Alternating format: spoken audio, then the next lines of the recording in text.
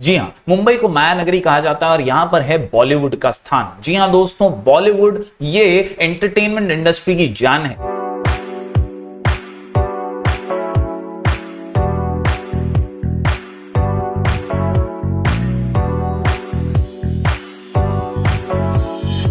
Hello everyone, मैं हूं जयेश राजगुर और स्वागत है आप सभी का इस नए इंटरेस्टिंग यूट्यूब वीडियो में। दोस्तों, हम पढ़ रहे हैं क्लास 11th का इकोनॉमिक्स और ये है chapter number 4 the economy of Maharashtra का लेक्चर नंबर 5। जी हां दोस्तों, अभी तक हमने अलग अलग सेक्टर्स के बारे में जाना। हमने देखा क्या एग्रीकल्चरल सेक्टर के प्रॉब्लम है, क्या इंडस्ट्रियल सेक्टर के प्रॉब्लम है, कैसे उनसे सरकारें डील कर रही हैं और क्या मेजर्स या कदम उठाए हैं सरकारों ने जिसके जरिए इन प्रॉब्लम्स के सोल्यूशन निकाले जा सके और तेजी से महाराष्ट्र को बूमिंग और बूस्टिंग इकोनॉमी बनाया जा सके। दोस्तों, आज की इस वीडियो में हम बात करेंगे कई अन्य सेक्शंस की या सेक्टर्स की जिनके जरिए महाराष्ट्र तरक्की की उड़ान भर रहा है। तो चलिए बढ़ते हैं इस वीडियो में आगे। लेकिन अगर आप इस चैनल पर नए हैं तो जरूर इसे सब्सक्राइब कीजिए, बेल आइकन दबाइए, क्योंकि यहां आपको लगातार ऐसे इंफॉर्मेटिव वीडियोस मिलते रहेंगे। आप जरूर प्लेलिस्ट सेक्शन को चेक कीजिए। स्क्रॉल डाउन करते हुए आपको प्लेलिस्ट सेक्शन के अंदर 11th स्टैंडर्ड के वीडियोस, 12th स्टैंडर्ड के वीडियोस चैप्टर वाइज मिलते रहेंगे। तो दोस्तों, बने रहिएगा इस चैनल पर और अपना प्यार बरकरार रखिएगा। तो दोस्तों, सबसे पहले बात करते हैं टूरिज्म की। जी हां दोस्तों, टूरिज्म, इसमें महाराष्ट्र बहुत सारे लोगों को अट्रैक्ट करता है। जी हां, कई जगहों से लोग महाराष्ट्र के टूरिज्म से अट्रैक्ट होते हुए घूमने फिरने के लिए आते हैं। फिर वो शिवाजी महाराज जी के किले हों, जी हां, छत्रपति शिवाजी महाराज के किले जबरदस्त हैं और उन्हें सरकार आज भी मेंटेन अच्छे से करने की कोशिश कर रही है ताकि वो एक बहुत जबरदस्त टूरिस्ट अट्रैक्शन बन सके। साथ ही साथ दोस्तों, इन किलों के अलावा हमारे यहाँ पर कई घाट्स हैं जिनको टूरिस्ट जो हैं वो बहुत ज्यादा पसंद करते हैं और टूरिस्ट के लिए ये घाट्स और वहां का दृश्य बहुत ज्यादा मनोरंजक और अट्रैक्ट करने वाला बन जाता है और इसीलिए कई टूरिस्ट महाराष्ट्र हर साल विजिट करते हैं। हमारी सरकार अलग अलग योजनाओं के तहत टूरिज्म को आगे लेकर जाने की कोशिश करती आ रही है। To make Maharashtra a leading tourist destination, this Maharashtra government has formulated a policy that is Maharashtra Tourism Policy 2016। इसके अलावा दोस्तों, 2025 तक का लक्ष्य है कि महाराष्ट्र को एक टूरिज्म से रिलेटेड या टूरिज्म डेवलपमेंट से रिलेटेड या हम कह सकते हैं एक लीडिंग टूरिस्ट अट्रैक्शन बनाया जा सके 2025 तक। To attract investments to the tune of rupees 30,000 crore, यानी लक्ष्य तो बड़े हैं। महाराष्ट्र को एक टूरिस्ट डेस्टिनेशन बनाने का लक्ष्य है और इसके लिए सरकार अलग अलग योजनाएं बनाती जा रही है। इसके अलावा to create 1 million additional jobs in the industry, यानी टूरिज्म इंडस्ट्री रोजगार देने वाली इंडस्ट्री है। बहुत ज्यादा काम यहां पर लोगों को मिलता है, फिर वो होटल्स का व्यवसाय हो, हॉस्पिटैलिटी से जुड़े हुए कई अन्य व्यवसाय हो या ट्रैवल से रिलेटेड अन्य व्यवसाय हो, अलग अलग प्रकार के एडिशनल जॉब्स भी टूरिज्म इंडस्ट्री क्रिएट करती है और इसीलिए सरकार की कोशिश है कि इसे और ज्यादा डेवलप किया जा सके ताकि ज्यादा से ज्यादा रोजगार भी उपलब्ध हो सके। Maharashtra tourism development corporation, that is MTDC, is the nodal agency for implementation of this policy in the state. म्हणजे आपल्या राज्यात ही जी MTDC आहे तीच ही जी योजना आहे तिला पुढे घेऊन जाण्याचं पूर्णपणे काम करत आहे। इसके अलावा दोस्तों बात करूं, MTDC organises different events such as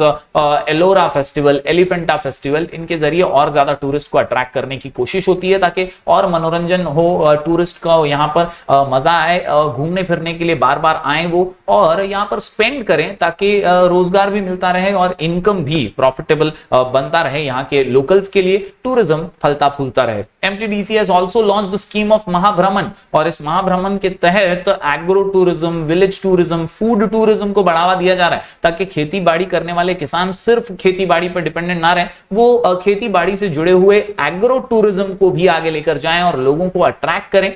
weekend मनाने के लिए लोग कई बार ऐसे फार्म्स पर रहना पसंद करते हैं। फार्म हाउसेस के अंदर अगर कन्वर्ट किए जाएं कई फार्म्स के हिस्से को, तो ये एक बहुत ही अट्रैक्टिव टूरिस्ट अट्रैक्शन बन सकता है। जी हां, इसके अलावा safaris, tribal lifestyles etcetera under one roof through Mahabhraman. तो ये एक टूरिज्म इंडस्ट्री है जो महाराष्ट्र को बहुत ज्यादा अच्छा बेनिफिट और फायदा दे सकती है, जॉब अपॉर्चुनिटीज भी प्रोवाइड कर सकती है। उम्मीद करता हूं दोस्तों ये टूरिज्म आप समझ पाएंगे। इसके अलावा हॉस्पिटैलिटी की बात करें तो hospitality is a much broader industry than other industries. बहुत ज्यादा स्कोप है इसके अंदर। It has grown many fold in Maharashtra due to flourishing tourism. अच्छा खासा टूरिज्म आगे बढ़ रहा है और इसी की वजह से hand in hand hospitality industry यानी होटल्स की इंडस्ट्री जो है ये भी आगे बढ़ रही है। सिर्फ होटल्स नहीं है इसके अंदर, लेकिन फिर भी जो है ये आगे बढ़ रही है टूरिज्म का सहारा लेते हुए। One of the most defining aspects of this industry is that it focuses on customer satisfaction. जी हाँ, ग्राहक जो है वो राजा है, वो खुश होकर के आपसे जाए, यही हमेशा से हॉस्पिटैलिटी का फोकस रहता है। Many forms of transportation that cater to the tourist are also part of this business, जैसे कि airlines, Mumbai Goa cruise ship, fancier trains, थोड़ी अट्रैक्टिव लगने वाली ट्रेन्स जो कि आपको टूरिस्ट डेस्टिनेशन तक लेके जाती हैं। जैसे आपने माथेरान वगैरह में ट्रेन्स देखी हैं, ये भी जो है बहुत जबरदस्त तरीके की होती हैं और अट्रैक्ट करती हैं टूरिस्ट को। इसके अलावा restaurants, general tourism and event management are also a part of this sector. तो हॉस्पिटैलिटी एक बूमिंग सेक्टर है और ये बहुत ही तेजी से महाराष्ट्र के अंदर आगे बढ़ रहा है। उम्मीद करता हूं दोस्तों टूरिज्म और हॉस्पिटैलिटी की ये मुख्य पॉइंट्स आप नोट डाउन करके लेंगे। चलिए अब बढ़ते हैं आगे। दोस्तों अब बात करते हैं एंटरटेनमेंट इंडस्ट्री की। ये एक बहुत ही इंपॉर्टेंट रोल प्ले करती है महाराष्ट्र के डेवलपमेंट में, महाराष्ट्र की तरक्की में।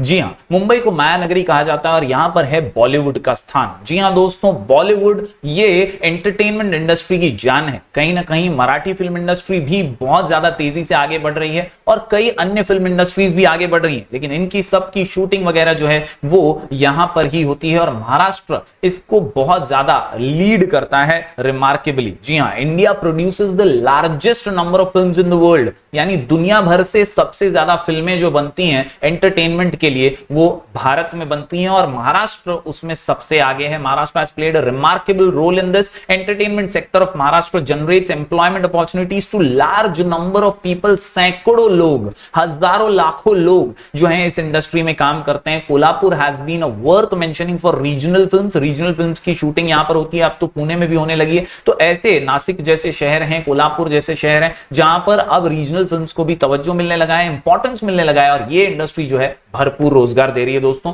इसके अलावा Mumbai, popularly known as Bollywood, has a great impact on global film industry as well, यानी दुनिया भर में बॉलीवुड का डंका बजता है और वो महाराष्ट्र के अंदर बहुत ज्यादा सपोर्टिव रोल प्ले करते हैं इकोनॉमी को बूम करने में। तो उम्मीद करता हूं दोस्तों ये एंटरटेनमेंट इंडस्ट्री का महत्व भी आप समझ पा रहे होंगे। बढ़ते हैं दोस्तों आखिरी चीज पर, तो ये बात है यहां पर कोऑपरेटिव मूवमेंट इन महाराष्ट्र की। ये रूरल एरियाज में बिजनेस और एंटरप्रेन्योरशिप को बढ़ावा देने के लिए शुरू की गई है। Cooperative movement is the greatest contribution, जी हां दोस्तों, given by the state of Maharashtra to the country. हमने दिशा दिखाई है, मैं शुरुआत से ही कह रहा हूं कि महाराष्ट्र की इकोनॉमी जो है ना वो दिशा दिखाती है पूरे देश को। तो यहां पर इस मूवमेंट के जरिए भी ये कोशिश है कि गांव गांव तक विकास हो, सर्वांगीण विकास हो और डेवलपमेंट हो गांव के गरीब का भी। Cooperative movement is an effective instrument in the economic development of rural areas and improving socio-economic conditions of underprivileged in Maharashtra. और इस मूवमेंट के जरिए ही एंटरप्रेन्योरशिप, लीडरशिप की क्वालिटीज और स्टार्टअप्स और बिजनेस करने का मौका, अपॉर्चुनिटीज जो है रूरल एरियाज में मिलती है। The basic nature of cooperative societies is to encourage the values of self help, democracy, equality and solidarity. दोस्तों यहां पर हम बात करें तो सिर्फ एग्रीकल्चरल से जुड़ा हुआ नहीं है, ये कई अन्य अलग अलग सेक्टर्स के अंदर भी हेल्प प्रोवाइड करता है। Cooperative movement in Maharashtra was confined mainly to the field of agricultural credit but subsequently extended to other sectors such as agro processing, agro marketing, sugar cooperatives, fisheries cooperative societies, cooperative dairy societies, textiles तक भी पहुंच चुका है। तो बहुत scope है। Cooperative movements के जरिए भी हम आसान लोन्स प्रोवाइड कर रहे हैं, हाउसिंग सोसाइटीज को प्रोवाइड कर रहे हैं, कंज्यूमर स्टोर्स को प्रोवाइड कर रहे हैं मदद। इससे हमारा जो महाराष्ट्र का इकोनॉमी है वो अच्छे से आगे बढ़ने की कोशिश कर रहा है। तो उम्मीद करता हूं दोस्तों ये सारी बातें आपने जरूर नोट डाउन की होंगी। आज के वीडियो में हमने देखी जो भी बातें एंटरटेनमेंट इंडस्ट्री की हो, टूरिज्म इंडस्ट्री की हो, या हमने जो देखा अभी अभी एग्रो टूरिज्म और विलेज टूरिज्म से रिलेटेड, कोऑपरेटिव मूवमेंट से रिलेटेड, या हमने हॉस्पिटैलिटी के बारे में जाना, ये सारी चीजें जो है बहुत इंपॉर्टेंट है और छोटे छोटे आंसर्स के लिए पूछी जा सकती है। तो उम्मीद करता हूं दोस्तों ये वीडियो आपको पसंद आया होगा। जरूर से लाइक कीजिए और ज्यादा से ज्यादा स्टूडेंट्स तक पहुंचाइए। हम मिलेंगे फिर एक बार कुछ और नए वीडियोस के साथ। तब तक के लिए do like, share and subscribe.